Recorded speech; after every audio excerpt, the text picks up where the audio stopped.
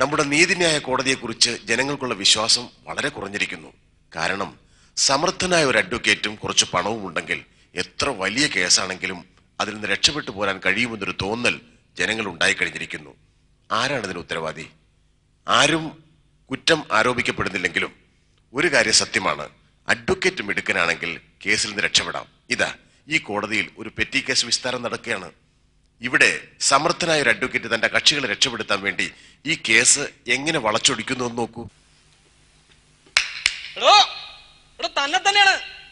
ഇങ്ങോട്ട് വാടോ. താനിത് എവിടെ പോയി കിടക്കായിരുന്നു? ഇവിടെ തന്നെ അന്വേഷിക്കാത്ത സ്ഥലമില്ലല്ലോ. അപ്പോഴേ താൻ അയാളെ തെറി പറഞ്ഞു എന്നുള്ളത് ശരിയാണല്ലോ? ശരിയാണല്ലോ. മർദ്ദിച്ചില്ലല്ല? ഇവിടെ താൻ തെറി പറഞ്ഞുകൊണ്ട് തന്നെ തനിക്ക് പരമാവധി ശിക്ഷ കിട്ടും. അപ്പൊ താൻ തെറി പറഞ്ഞില്ല എന്ന് കോടതിക്ക് ബോധ്യപ്പെടണം. അങ്ങനെ പറഞ്ഞ കോടതി വിശ്വസിക്കില്ല. താനൊരു ഊമയായിട്ട് സംസാരിക്കാൻ കഴിവില്ലാത്ത ഒരു പൊട്ടനായിട്ട് അഭിനയിക്കണം. സംസാരിക്കാൻ കഴിവില്ലാത്ത പൊട്ടനാണെന്ന് കോടതി പറയാം. ഇവിടെ അങ്ങനെ പറഞ്ഞു കഴിഞ്ഞാൽ എങ്ങനെ ശരിയാവുന്നത്? ഇവിടെ അഭിനയിക്കണമെന്ന്, പൊട്ടനായിട്ട് അഭിനയിക്കണം. അപ്പൊ ഞാൻ കോടതിയിൽ വെച്ച് തന്നോട് ചോദിക്കും, തന്റെ പേരെന്താണ്? വർഗീസ്. ഇവിടെ പൊട്ടനായിട്ട് അഭിനയിക്കണമെന്ന്. തന്റെ പേരെന്താണ്? പൊട്ടനായിട്ട് വർഗീസ്. ഇവിടെ അഭിനയിക്കാൻ തനിക്ക് അഭിനയിക്കാൻ അറിഞ്ഞൂടെ? അഭിനയിക്കണം, പൊട്ടനായിട്ട് അഭിനയിക്കണം. തന്റെ പേരെന്താണ്? ഒന്നുകൂടി നന്നായിട്ട് അഭിനയിച്ചേ. കൊള്ളാം കൊള്ളാം. താൻ ഈ നിൽക്കുന്ന വ്യക്തിയെ കണ്ടിട്ടുണ്ടോ? കണ്ടിട്ടുണ്ടോ? അവൻ ഇത് കഴിഞ്ഞ ഒന്ന് കൊടുക്കാനായിട്ട് തന്നോട് പറഞ്ഞാൽ മനസ്സിലായൊന്നുമില്ല. കോടതിയിൽ പുറത്തിറങ്ങി അപ്പടിക്കും. ഫുൾ ടൈം പൊട്ടനായിട്ട് അഭിനയിക്കണമെന്ന്. ഫുൾ ടൈം പൊട്ടൻ. തന്റെ അഭിനയം പോലെ ഇരിക്കും ഈ കേസിന്റെ വിജയം. താൻ പുറത്തു പോയി നിന്നോ? ഫുൾ ടൈം പൊട്ടൻ. ഫുൾ ടൈം പൊട്ടൻ. അല്ല, ഒരു സംശയമുണ്ട്. ഫുൾ ടൈം പൊട്ടൻ. ഫുൾ ടൈം പൊട്ടൻ.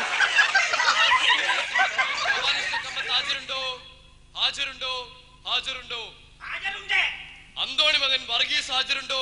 ഹാജരുണ്ടോ? ഹാജരുണ്ടോ? തറ ശരിയാക്കി തറ. Judge judge judge judge judge ജാതിയെ കളിയാക്കാൻ കൊടുക്കരുത്. ജഡ്ജി കണ്ടിട്ട് ജഡ്ജി. ജഡ്ജിയോ? അതാരാണ്? ജഡ്ജി രോഗിയാണെന്ന് തോന്നുന്നു. ഇതെന്താണ് കത്തി മൂർച്ച വെക്കുന്നവൾ ഒരു കളി? ഇരുന്നോ, അവിടെ ഇരുന്നോ.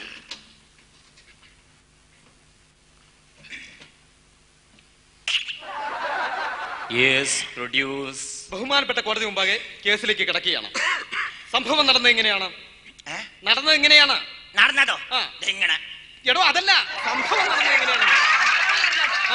സംഭവം നടന്നത് ഒരു വെള്ളിയാഴ്ചയാണ്. ഒരു വെള്ളിയാഴ്ച. അതായത് നമ്മുടെ പറമ്പിന്റെ അകത്ത് സക്ക ഉണ്ടാക്കുന്ന ഒരു മരമുണ്ട്. സക്ക ഉണ്ടാക്കുന്ന മരം? സക്ക ഉണ്ടാക്കുന്ന മരം ഇന്ത്യയിലില്ല. സക്ക ഉണ്ടാകുന്ന മരം. ചക്ക ഉണ്ടാകുന്ന മരം. പ്ലാവ്. പ്ലാവെന്നോ മാവെന്നോ എങ്ങനെ വേണമെങ്കിൽ പറയാൻ കൊടുക്കാം. എന്നിട്ട് നല്ല അനുഭവ ഗുണമുള്ള ഒരു മരമാണ്. ഓഹോ. എന്റെ അപ്പന്റെ അപ്പൻ വെച്ച മരമാണ്. അപ്പന്റെ അപ്പം വെച്ചുകൊണ്ടാണോ അനുഭവ ഗുണമുള്ളത്? അതുകൊണ്ടല്ല, അതിൽ ആദ്യം ഉണ്ടായ സക്ക വീണാണ് അപ്പന്റെ അപ്പൻ സത്തത്. ഓഹോ, അങ്ങനെ അനുഭവ ഗുണം. അതാണ് നല്ല അനുഭവ ഗുണമുള്ള മരമാണ് എന്ന് പറയാൻ കൊടുക്കുന്നതിന്റെ ഒരു കാരണം. അങ്ങനെ അനുഭവ ഗുണമുള്ള ഈ സക്ക മരത്തിൽ നിന്നും ദിവസവും ഓരോ സക്ക മോഷണ കളവ് പോകുന്നു. കാണാതെ പോകാൻ കൊടുക്കും. കാണാതെ പോകുന്നു. അപ്പോൾ ഇതാരാണ് ഈ സക്ക മോഷ്ടിക്കുന്നത് എന്നറിയാൻ ഒരു ദിവസം പറമ്പിന്റെ അകത്തെ ഞാനിങ്ങനെ കാത്തിരുന്നു. രാത്രി ഒളിച്ചിരുന്നു സക്ക മരത്തിന്റെ ചോട്ട്. എന്നിട്ട് രാത്രി ഒരു 12 മണി, 12:15, 12:30 കഴിഞ്ഞപ്പോൾ ഉണ്ടല്ലോ 12:45. 12:45 ഈ നിൽക്കുന്ന ഭീമസഭകൻ തെങ്ങിന്റെ മോർകുടിയൻ നമ്മുടെ പറമ്പിന്റെ അകത്തേക്ക് മതിൽ പൊക്കി ഒരു സാട്ടമാണ്. മതിൽ പൊക്കി നമ്മുടെ പറമ്പിന്റെ അകത്തേക്ക് ഒരു സാട്ടമാണ്. മതിൽ ചാടി കടന്നു. അതെ. എന്നിട്ട് ചില കള്ളന്മാർ ഇങ്ങനെ കക്കാൻ വരുമല്ലോ, പതിഞ്ഞ് ഇറങ്ങി നമ്മുടെ സക്ക മരത്തിന്റെ ചോട്ടിൽ വന്ന് അപ്പൊ കയറി പിടിച്ചു കാണും. അപ്പോൾ എങ്ങനെയാണ് പിടിക്കാൻ കൊടുക്കുന്നത്? അതാണ് കിഡ്നി വർക്ക് ചെയ്യണം, ബുദ്ധി വേണമെന്ന് പറയാൻ കൊടുക്കുന്നത്. എന്നിട്ട് നമ്മുടെ സക്ക മരത്തിന്റെ ചോട്ടിൽ വന്ന് നമ്മുടെ നെറുകൻ തലയിൽ തന്നെ ചവിട്ടി സക്ക മരത്തിന്റെ മുകളിൽ കയറാൻ കൊടുക്കും. അപ്പൊ കയറി പിടിച്ചു കാണും. അപ്പോൾ എങ്ങനെയാണ് പിടിക്കാൻ കൊടുക്കുന്നത്? അതാണ് കിഡ്നി വർക്ക് ചെയ്യണം, ബുദ്ധി വേണമെന്ന് പറയുന്നത്. ഓർഡർ കൊടുക്കുമ്പോ ഒരു പരിപ്പടയും ഒരു സായും എനിക്ക് ഓർഡർ കൊടുക്കും. കഴിയുമ്പോ തരാം. കോടതിയിൽ ഓർഡർ പറഞ്ഞാണെന്ന്. ഓ, അത് ശരി. എന്നിട്ട് അങ്ങനെ ഇയാൾ ചക്കമരത്തിന്റെ മുകളിൽ കയറാൻ കൊടുത്തു. ഒരു 5 മിനിറ്റ് കഴിഞ്ഞപ്പോൾ ഉണ്ടല്ലോ ബുദ്ധും എന്നൊരു ശബ്ദമാണ്. എന്താണത്? ചക്ക വന്ന് വീണു. കണ്ണ് തള്ളിപ്പോയി. ചക്ക വന്ന് വീണു. കണ്ണ് തള്ളി എന്തിനാ? നെറുകൻ തലയിൽ ചക്ക വീണ കണ്ണല്ല, നാക്ക് വരെ തള്ളും. നെറുകൻ തലയിൽ ചക്ക വന്ന് വീണു. എന്നിട്ട് അപ്പോൾ ഇങ്ങനെ കണ്ണ് തള്ളി ഇരിക്കുമ്പോഴാണ് ഈ നിൽക്കുന്ന മഹാഭാവി നമ്മുടെ നെറുകൻ തലയിൽ തന്നെ ചവിട്ടി താഴെ ഇറങ്ങാൻ കൊടുത്തത്. താഴെ ഇറങ്ങാൻ കൊടുത്ത് നമ്മുടെ ചക്കയുമായി കള്ളന്മാർ പോണ മോളിൽ ഇങ്ങനെ പോയപ്പോ നമ്മൾ പുറയിൽ നിന്നൊരു സൂത്രം ചെയ്തു. എന്താണ്? ഇങ്ങനെ കൈകൊട്ടി വിളിക്കാൻ കൊടുത്തിട്ട് പറഞ്ഞു, നാണമില്ലടോ കർക്കാരെ ചക്ക ഇങ്ങനെ നക്കി തിന്നാൻ എന്ന് പറഞ്ഞപ്പോഴുണ്ടല്ലോ ഗ്ലാമർ ഉള്ള ഈ മുഖത്ത് നോക്കി ഒരു നാൾ തെറിയാണ് പറഞ്ഞു. ഗ്ലാമർ ഉള്ള ഈ മുഖത്ത് നോക്കി ഒരു നാൾ തെറിയാണ് നമ്മൾ പറയാൻ. അതെ, അതുകൊണ്ട് ഒരു 2-2.5 ശിക്ഷ കൊടുത്താൽ മതി. ബഹുമാനപ്പെട്ട കോടതി മുമ്പാകെ എന്റെ കക്ഷി വിസ്തരിക്കണം. നിങ്ങളുടെ പേരെന്താണ്? എടോ നിങ്ങളുടെ പേരെന്താണെന്ന്? ദൈവമോ? എടോ നിങ്ങളുടെ പേരെന്താണെന്ന്? ദൈവമോ? എടോ നിങ്ങളുടെ പേരെന്താണെന്ന്? ഇതെന്ത് ഭാഷയാണ്? എടോ താനി നിൽക്കുന്ന വ്യക്തിയെ കണ്ടിട്ടുണ്ടോ? ഇത് പുസ്തകത്തിലില്ലാത്ത ഒരു ഭാഷയാണ്. കുറെ നേരമായി അയാൾ ഓർഡർ കൊടുക്കാൻ തുടങ്ങിയിട്ട്. താൻ ജീവിതത്തിൽ ഇന്നേവരെ കണ്ടിട്ടില്ല. നിർത്താൻ കൊടുക്കും. തനിക്ക് എന്ത് പറ്റിയോ? ബഹുമാനപ്പെട്ട കോടതി മുമ്പാകെ എനിക്ക് പറയാനുള്ളത്, എന്റെ കക്ഷി സംസാരിക്കാൻ കഴിവില്ലാത്ത ഒരു ഊമയാണെന്ന് കോടതിക്ക് ബോധ്യപ്പെട്ടിരിക്കും. എന്റെ കക്ഷിയെ മനഃപൂർവ്വം കുറ്റക്കാരനാക്കുവാനുള്ള കമ്മത്തിന്റെ ഒരു അടവായിരുന്നു ഇത്. അതുകൊണ്ട് കമ്മത്തിന് തക്കതായി ശിക്ഷ നൽകുവാൻ കോടതിയോട് അഭ്യർത്ഥിക്കുന്നു. സംസാരിക്കാൻ കഴിവില്ലാത്ത വർഗീസ് കുറ്റക്കാരനല്ല എന്ന് കണ്ടതിനാൽ കോടതി വർഗീസിനെ വെറുതെ വിട്ടിരിക്കുന്നു. കമ്മത്തിനെ ടിവിയിലെ മലയാളം സീരിയലുകൾ 6 മാസം മുടങ്ങാതെ കാണാൻ വിധിച്ചിരിക്കുന്നു. കോടതി പിരിച്ചുവിട്ടിരിക്കുന്നു. എങ്ങനെയായിരുന്നു വാദം? കലക്കില്ലേ? ഞാൻ ഇന്നേവരെ ഏറ്റെടുത്ത ഒരു കേസും ഇന്നേവരെ തോറ്റിട്ടില്ല. തന്റെ അഭിനയം കലക്കിട്ടാ. അപ്പേ ബാക്കി തരാനല്ലേ വക്കീൽ ഫീസ് 3000 രൂപ. അതുകൊണ്ട് തന്നെ എന്റെ വക്കീൽ ഫീസ് 3000 രൂപ. എടോ എന്റെ വക്കീൽ ഫീസ് 3000 രൂപ.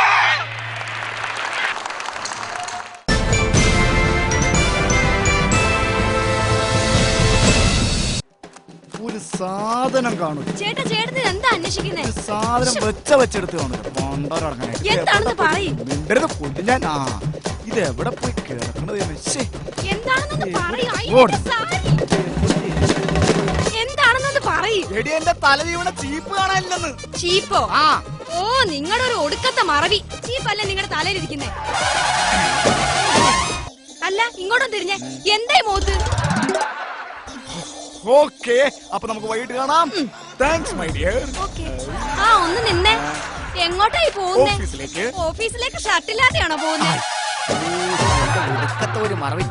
കട്ടിലിന്റെ അടിയിലാണോ ഷർട്ട് തപ്പുന്നത്?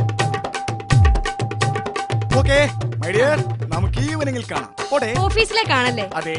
ഷർട്ടില്ലാണ്ടാണോ കോട്ടിടുന്നേ?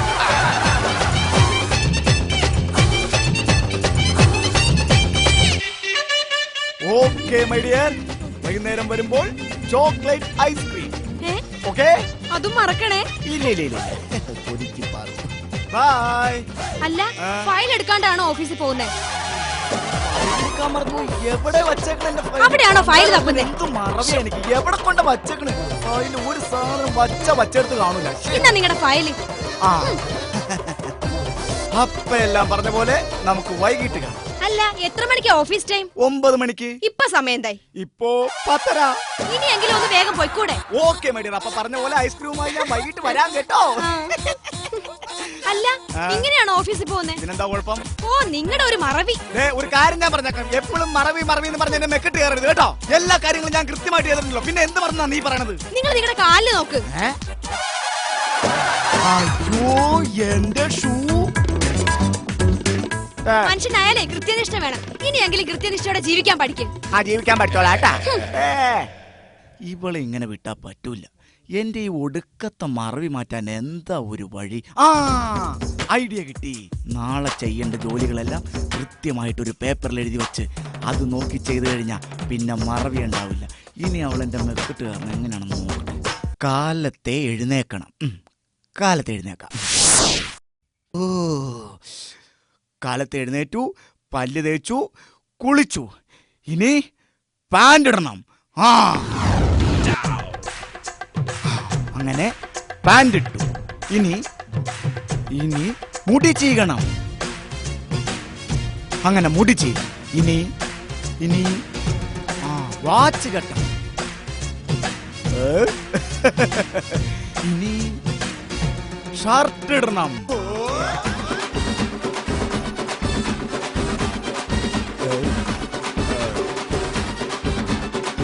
ഇനി കോട്ടിടണം. ഇനി ചെരുപ്പിടാതെ ഷൂസ് മാത്രം ഇടണം. ഫയല്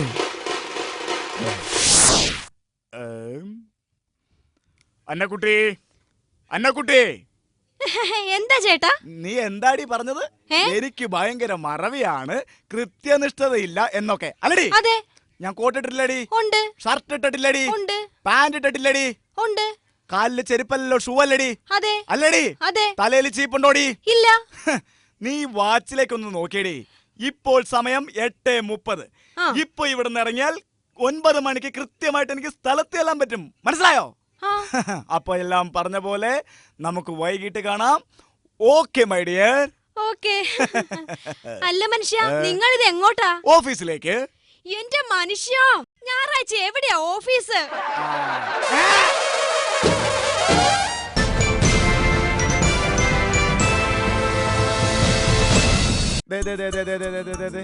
എല്ലാരോടും കൂടി ഒരു കാര്യം ഞാൻ പറഞ്ഞേക്കാം. അങ്ങനെ നമ്മൾ എല്ലാരും ഗൾഫിലെത്തി ഐശ്വര്യമായിട്ട് ഇന്നു മുതൽ ഗൾഫ് നാടുകളിൽ നമ്മുടെ ജോലി ആരംഭിക്കും. പ്രത്യേകിച്ചൊരു കാര്യം പറയാനുണ്ട്. കാര്യം നമ്മളോട് കളിച്ച് വളർന്നിട്ടുള്ളവനാണെങ്കിൽ ശരി, അവന് നമ്മളൊരു ബഹുമാനം കൊടുക്കണം. അവൻ ഒരുപാട് കഷ്ടപ്പെട്ടിട്ടാണ് ഈ ഗൾഫിൽ ഒരു നിലയിലെത്തിയത്. നമ്മൾ അവനൊരു ബഹുമാനം എപ്പോഴും കൊടുക്കണം. അത് കൊടുക്കാം. നമ്മുടെ കഷ്ടപ്പാട് കണ്ടിട്ടാണ് അവൻ നമ്മളിവിടെ ജോലിക്ക് നിർത്തിയത്. ഓക്കെ, അപ്പൊ നമ്മളൊന്ന് ശരിക്ക് കീപ്പ് ചെയ്തോണം. എനിക്ക് വേറെ കാര്യം പറയാനുണ്ട്. നമ്മുടെ നാട്ടിൽ ഒന്നിച്ച് ഒരുമിച്ച് കളിച്ചു വളർന്നവരൊക്കെ കാര്യം ശരിയാണ്. അവനോടെ കാണുമ്പോ എടാ പോടാന്നും വിളിക്കരുത്. നമ്മുടെ നാട്ടിൽ സ്വഭാവം കാണിക്കരുത് കേട്ടാ.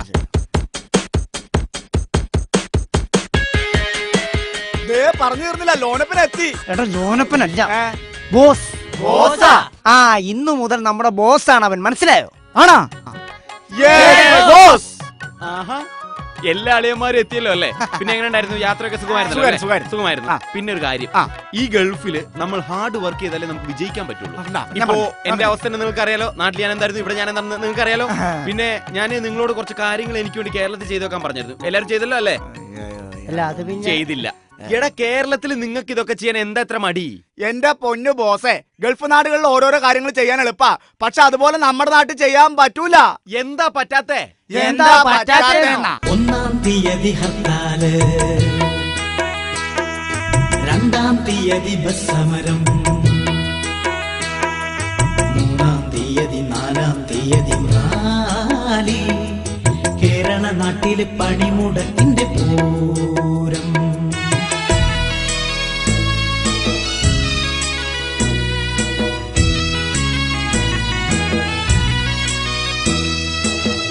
സ്റ്റേറ്റുകാർ ജോലിയെടുക്കുമ്പോൾ നമ്മുടെ നാട്ടുകാർ കൊടികൾ പിടിക്കും. മറ്റുള്ള നാട്ടുകാർ വിത്തു വിതയ്ക്കുമ്പോൾ നമ്മുടെ ആളുകൾ വെട്ടി നിരത്തും. ബന്ധന്നു കേട്ടെന്ന സർക്കാർ ജോലിക്കാർ ആർത്തു ചിരിച്ചു കൊണ്ടോടും. വീട്ടിൽ സ്മാനം അടിച്ചെന്ന് കൂടും.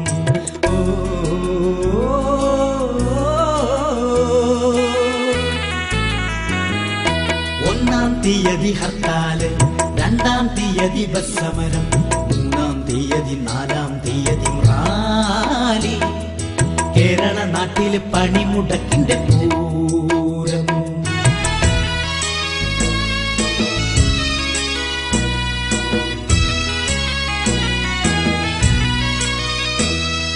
മറുനാട്ടു പള്ളിയിൽ കുർബാന കേൾക്കുമ്പോൾ ഇവിടത്തെ പള്ളിയിൽ കൊലവിളി കേൾക്കും. മറുനാട്ടിൽ പിള്ളേര് പാഠം പഠിക്കുമ്പോൾ മലനാട്ടിൽ പിള്ളേര് സമരം പഠിക്കും. ദൈവത്തിൽ നാടെന്നു പേരെങ്കിലും ഇവ ചെറുതാൻ വാഴുന്ന നാട് ഇപ്പൊ കേരളമോ കുട്ടിച്ചോറ്.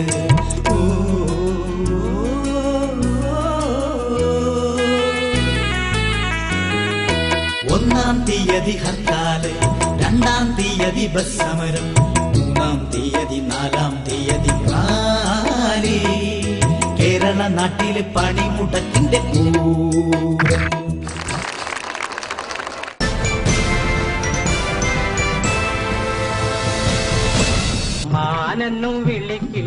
പ്രിയമുള്ളവരെ, 1960-70കളിലെ മലയാള സിനിമയല്ല 2000-ലെ. അതുപോലെ തന്നെ മലയാള സിനിമാ ഗാനങ്ങൾക്കും മാറ്റം സംഭവിച്ചിട്ടുണ്ട്.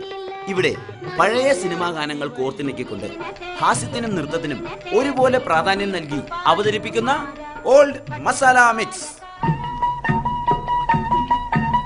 കായലരികത്ത് വലയെറിഞ്ഞപ്പോ വളകിലുക്കിയ സുന്ദരി പെണ്ണു കെട്ടിനു കുറിയെടുക്കുമ്പോൾ ഒരു നറുക്കിനു ചേർക്കണേ. കായലരികത്ത് വലയെറിഞ്ഞപ്പോ വളകിലുക്കിയ സുന്ദരി പെണ്ണുകെട്ടിനു കുറിയെടുക്കുമ്പോൾ ഒരു നറുക്കിനു ചേർക്കണേ. കോഴിക്കോട്ടങ്ങാടിയിലെ കോയാക്കാന്റെ കടയിലെ കോയിന്റെ കറിയുടെ ചാറ് മയക്ക ഭരുത്തതും ചോറ്. കൊച്ചിയിലങ്ങാടിയിലുള്ള കൊച്ചിക്കാന്റെ ഹോട്ടലിൽ വെച്ചുള്ള കരിമീന്റെ ചാറ് മുന്നില് വെച്ചാലോ മാറും നമ്മുടെ മോറ്.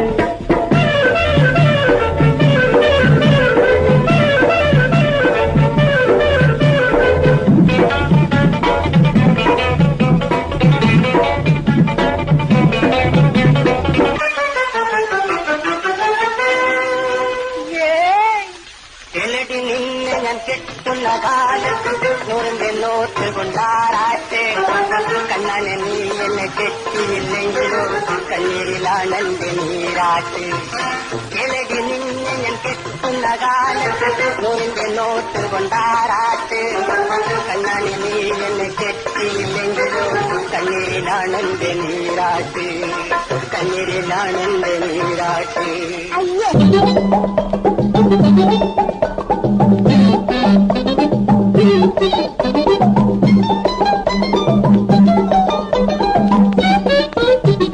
പൈനാപ്പിൾ പോലൊരു പെണ്ണ്, പാൽ പായസം പോലൊരു പെണ്ണ്, പഞ്ചാരത്തിരി കൊണ്ട് പഞ്ചായത്താകെ പലിശയ്ക്ക് വാങ്ങിയ പെണ്ണ്.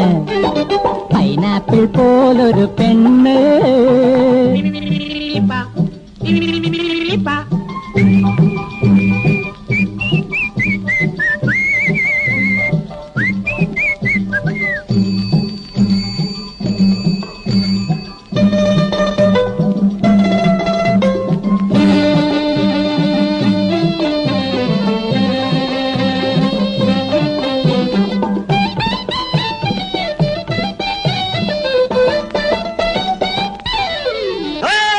പൂവിന് കോപം വന്നാൽ അത് മുള്ളായി മാറും തങ്കമണി. മാനിന് കോപം വന്നാൽ അത് പുലിയായി മാറും തങ്കമണി. തങ്കമണി പൊന്നുമണി ചട്ടമ്പി കല്യാണി.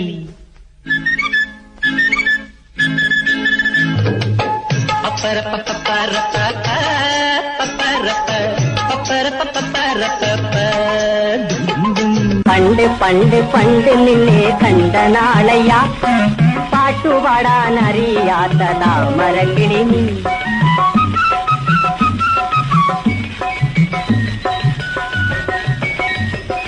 കാണാനിന്നു വന്ന നേരം കാട്ടുപട്ടിയല്ല നീ, വീണമീട്ടി പാടിടുന്ന സുന്ദരിയല്ലോ സുന്ദരിയല്ലോ.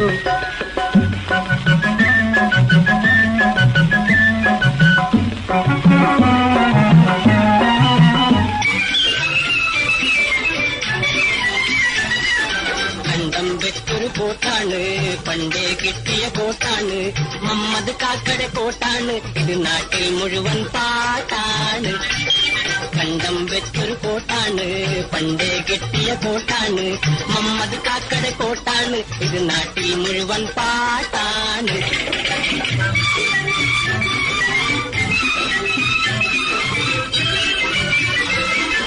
കാത്തു സൂക്ഷിച്ചൊരു കസ്തൂരി മാമ്പഴം കാക്ക കൊത്തി പോകും, അയ്യോ കാക്കച്ചി കൊത്തി പോകും.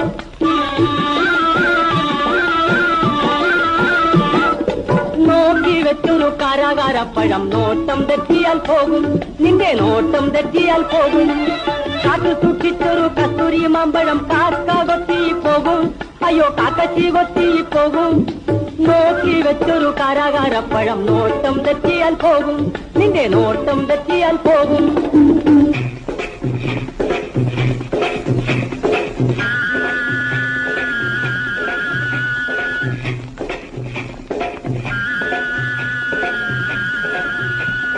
വണ്ടി പുകവണ്ടി വണ്ടി വണ്ടി നിന്നെ പോലെ വയറിലെനിക്കും തീയാണ്, വണ്ടി വണ്ടി നിന്നെ പോലെ വയറിലെനിക്കും തീയാണ്. ചെണ്ടി നടന്നാൽ രണ്ടുപേർക്കും കയ്യിൽ വരുന്നത് കായാണ്, ചെണ്ടി നടന്നാൽ രണ്ടുപേർക്കും കയ്യിൽ വരുന്നത് കായാണ്. കായാണേ വണ്ടി വണ്ടി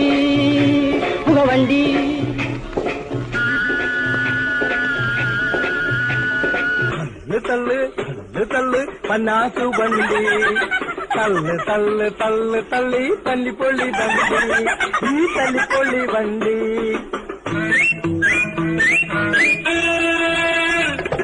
തള്ളു തള്ളു തള്ളു തള്ളു പന്നാസു വണ്ടി തള്ളു തള്ളു തള്ളു തള്ളി തല്ലിപ്പൊള്ളി വണ്ടി ഈ തല്ലിപ്പൊള്ളി വണ്ടി